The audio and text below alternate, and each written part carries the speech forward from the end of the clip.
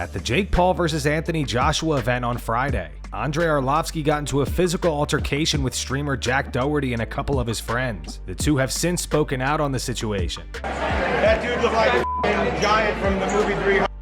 What are you doing? Chill, Jake! Chill.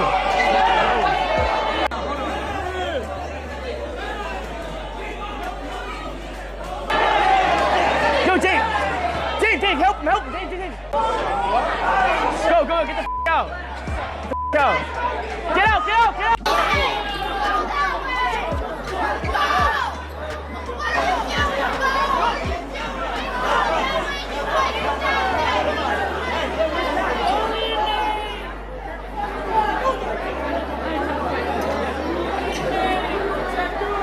Go, Chewy, let's go.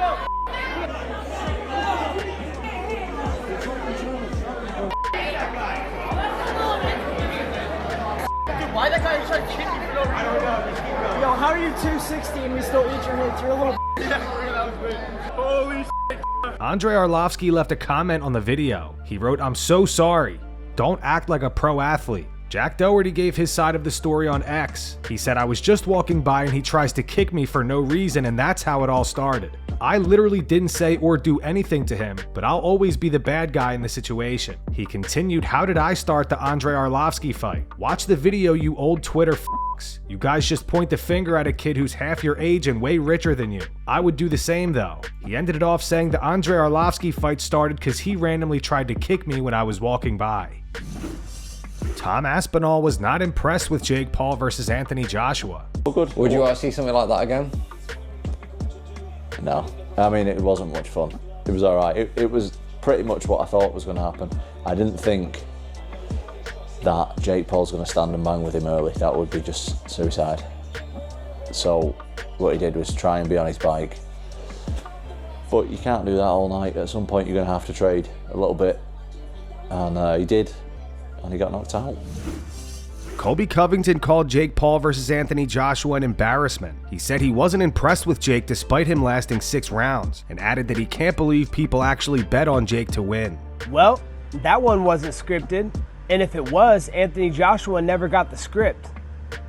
This fight reminded me of the episode of Jackass where Johnny Knoxville had a boxing match with Butterbean in the department store. People tuned in to see if Jake was dumb enough to actually go through with getting mangled by a heavyweight boxer. And just like Johnny Knoxville, Jake delivered in embarrassing Jackass fashion. Jake didn't prove he was really tough or a real boxer, he just proved he's really stupid. Can't believe people actually bet on a Disney Channel kid to beat an Olympic gold medalist and world heavyweight champion. That whole show was an embarrassment. I wouldn't be surprised if Jake's done cosplaying as a fighter for good now. Hang the gloves up, Jake. There's no shortcuts or anything that can ever inject you with that will make you a real fighter. Go sell deodorant to broccoli-headed teenagers or whatever it is that you do. Leave the fighting to the professionals. Israel Adesanya believes Anthony Joshua carried Jake Paul to the 6th round. That's it. Hey. Oh!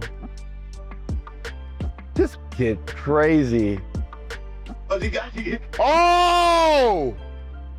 It's like a foot look though. Well, second one in this round is 3 knockdown. I think that's it. 7, that's 8, 9, 10. Well, good ending to the fight. Probably survived, baby. Congrats. Hey, congrats. I know sports.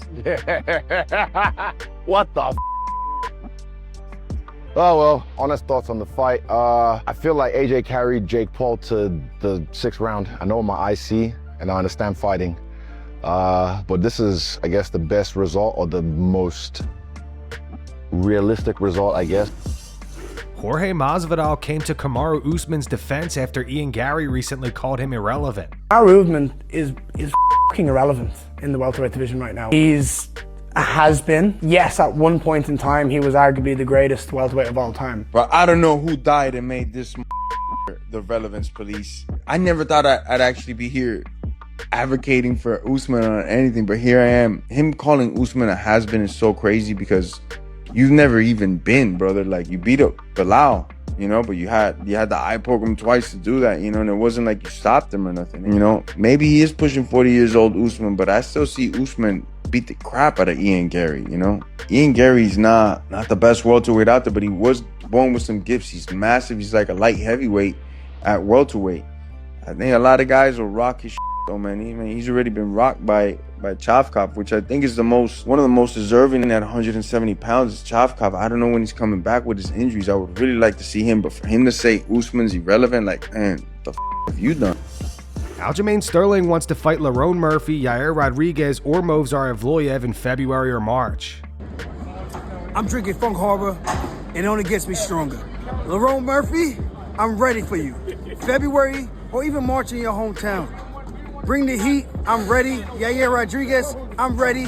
Movsar Evloev, I won that fight. I'm ready. Bring the heat, I'm ready for all you suckers. I'm ready to fight. Tell Dana White, get you guys right. If you want to go to the White House, I'll go to the White House too and beat you motherfuckers up. At the end of the day, I'm here to make motherfucking money, baby. Bring the funk, bring the harbor, bring the heat. Let's go. I'm 36. I ain't getting younger. Let's do this. Get off the pot. Come on. Andrew Tate reflects on his majority decision loss to Chase DeMoor. Yeah, obviously I didn't get the result I wanted. But truthfully, the result I wanted was to see if I could still do it. 40 years old, 10 years retired, a little bit of time in a Romanian dungeon. It was always going to be a big ask against someone so much bigger than me, younger than me, more active than me, but I wanted a real challenge. I didn't want to fight a tin can. I didn't want to fight someone older than me or smaller than me. You know, I felt like I won the first 2 rounds. And then because he's a kilo heavier, he started leaning on me and sapped some energy. But I didn't quit, never give up. Never retreat, never surrender, fight to the end, go out on your shield. So I have no excuses, training camp went fantastic. Time is the fire in which we all burn. Fortunately, a 40-year-old's not a 22-year-old. But I gave it my absolute all, and I have nothing but respect for Chase. I have no excuses. I'm not gonna say anything bad about him. I'm not gonna make up any reasons. He was the man who won. He deserves this victory. Truthfully, completely, and honestly, I'm actually very proud of him. And I'm glad to know that Misfits have a true champion, because he is a true champion. Because he showed tremendous heart, tremendous grit, and he fought to the end just like I did. So I'm not disappointed in myself, I don't operate from that frame. The only way I would be disappointed in myself is if I was too scared to fight at all. And when I first agreed to fight, when I told Bams, there was a conversation, everyone said, Andrew, you're 40 years old, you just got out of jail, you've been through so much, you have so many problems and so much going on. Why would you do this? Why would you risk it all? Why would you get in there? And I felt a tinge of fear the first time in my life. And that's when I knew I had to fight. Because the second I felt afraid, I knew I had to fight. I can't live doubting myself. Seeds of doubt grow to forests of inaction. I don't operate that way.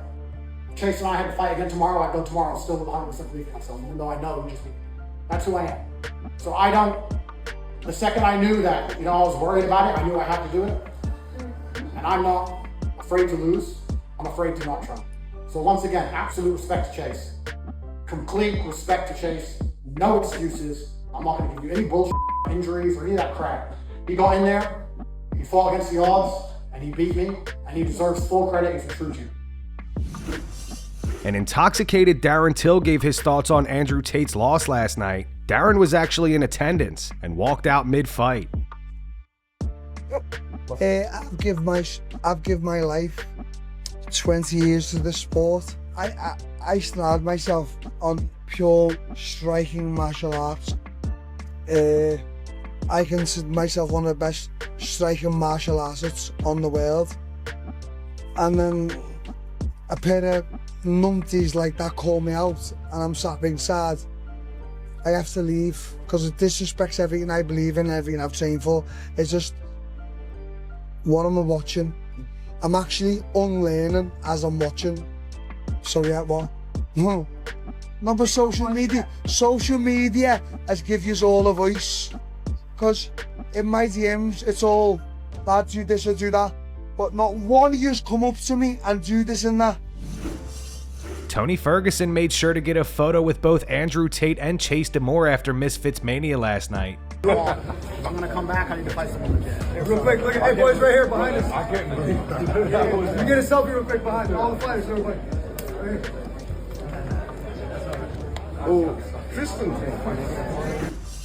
Paddy Pimblett faces off with Carlos Prates and lights his cigarette for him.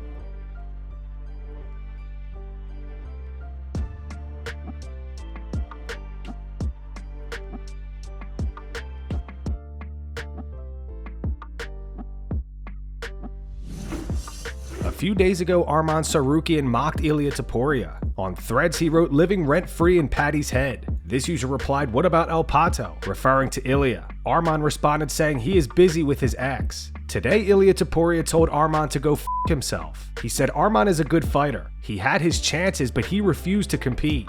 All fighters face arm pain, leg pain, and everything, yet we still showed up for the fight. Maybe he needs to change his underwear after making that decision. Arman, from here, you can go f*** yourself.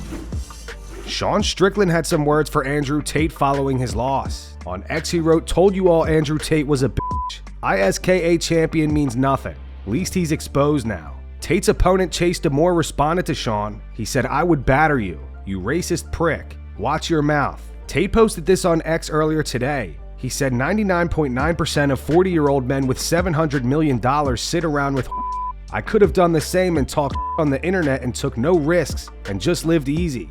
In my heart, I knew I'm too old. I knew I had been out too long. That's why I had to do it, to face fear. I can't live scared. I have to know I faced it. I lost fair and square. Chase is a true champion, a warrior. I'm proud of him. He deserves that belt." Tate also admits that Jake Paul would likely beat him. He said, "I'm not ready for Jake. Time is the fire in which we all burn. Fighting is for young men." Here's what Andrew Tate's brother Tristan had to say about his loss. You're welcome. Just give me your thoughts, man, of the fight itself between your brother and Chase. Andrew's not the same man he was 10 years ago.